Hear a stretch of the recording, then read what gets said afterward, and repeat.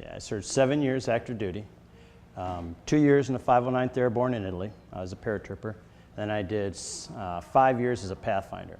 4 of those years was in the 101st, a year was in Korea, and then I was detached into Central America for 7 months.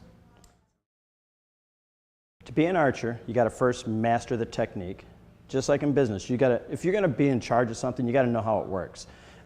There's managers and there's leaders, and you'd rather work for a leader, not a manager. So I'm trying to show them the difference.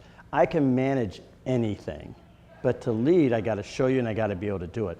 And in archery, I'll break it down, I'll show them how to do it, and I'll stand right next to you and do it. And when they learn how to do it, and they get that confidence, that's where leadership comes from. You learn it, you master it, you get confidence, you go on. You know, and archery is just that perfect epitome of putting it all together. I try to give them challenges that I know they can do. And, you know, baby steps. Like in the archery, I put out a big target, they shot it from 5 yards. Then I put out small targets and we shot it from 5 yards. Then we moved back to 10 yards, and then finally we moved back to 20.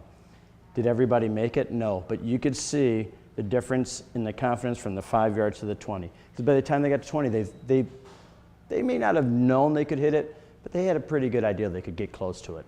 And when they did hit it, the look on their face is always the best, just to see when people can do something they never thought they could do before. I own my own business, and I know, especially in martial arts, if I can't keep your interest, people get bored and they quit. And it's going to be the same thing in this course. If you can't keep their interest, something new and something stimulating, they're going to quit. And archery is pretty rare, but it's a lot of fun. So, and it's a great exposure. And not only do I teach archery, but I can take archery and I'll turn it into leadership, because it's the same thing. I can teach anything and make it into leadership. It's real interesting because you'll see the alphas come up, and then you'll see the wannabe alphas come up, and you'll see people get shot down because the guy that thought he knew it didn't work. And you'll see the guy that you finally pointed, he starts to understand, he sees what everybody's doing, he puts it in, and he'll actually end up taking the whole thing. He'll actually put the things together. So, yeah, it's a team building, but we worked in the 1 weak link.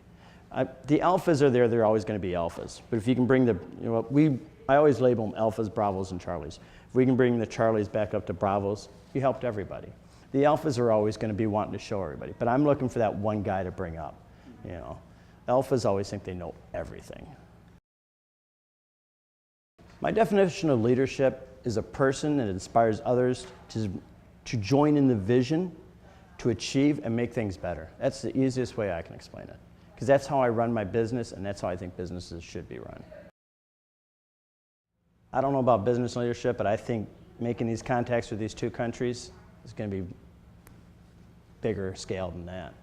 As you know, the relationships between us and China are a little iffy.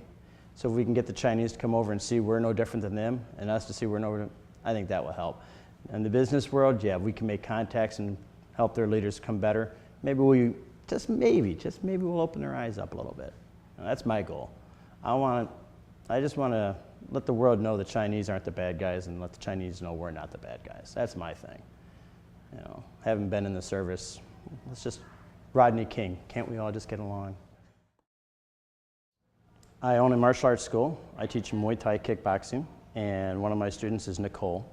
And one day I made a comment in class. Somebody said, you know, why don't you, don't yell at me. So I go, well, I can yell at you real easy. I was in the Army. I was a drill sergeant. So I started screaming like I was in the Army. And after class, she goes, hey, I got a great job for you.